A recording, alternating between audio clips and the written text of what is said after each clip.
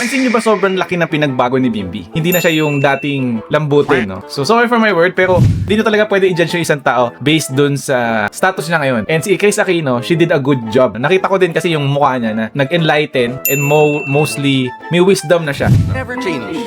Kasi from the time I've known you since you were 8 years old, hindi ka nagbago. So kaya, stay the same person. So sweet. You've always been. Kind, syempre beautiful. Kung hindi man maging tayo, ninong Yo, ako. yan talaga. May pick-up line eh. May baon eh. Bata for cats. Wait lang, ate. Ito, malikod na din si Bossing eh. Bata for cats. If we don't end up together, kailangan akong ninong sa kasal niya. Damn! Baka silang Chad Star, no? Na naging friends. And si Raisa May, no, ngayon ay 21 years old na. And while si Bimbi naman is 19 years old. And pansin nyo, ang tangkad din ni Bimbi, no? Kung isa-search ko siya dito, ano bang height niya? Bimbi Aquino, height. Wow, 6 flat. Sabi dito sa Google, no?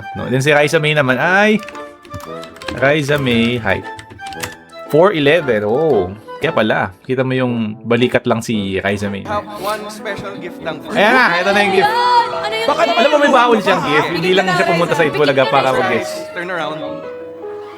Bata ko ito! Yan talaga yun. Ano ba yan? Ang haba ng short hair. Wala naman tinatanungin ko lang. Ito na ba yung papalit ng Aldab? Raisa and Bimbi Kalye Serie. May leg na ako. Miss Park eh. Ba't ganyan lang? Dapat ano? May pahalig na eh. Bossing Sir, ako. Raisa, natuto ko yung tekosing eh. Pwede siyang, alam niyo pwede tong host na si ano eh. Si Bimbi. May nakikita akong comments Sabi about niya, it. kailangan may kapalit. He's very funny. Ang light ng mood niya. Maganda yung energy na nabibigay niya sa audience, sa mga host, no? Tita, Blending. ma'am, di ba approve ako? Di ba approve? May approve pala ni Mami. Tanungin muna natin si Tita Chris. Meron ba ako? As she's watching now, actually. Ma'am, ikaw na bahala. So anyway guys, I have checked kung magkano yung gift na sinend ni Bimbi kay Raisa May. And ang brand niya is Tiffany & Co. And Tiffany Blue Double Heart Tag Pendant in silver is $650.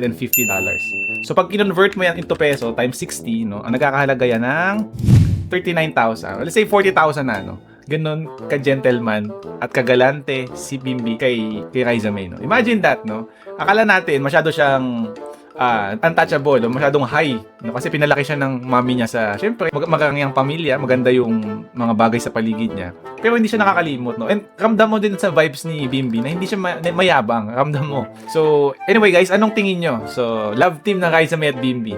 Click ba sa inyo? Comment nyo nga sa baba anong say nyo.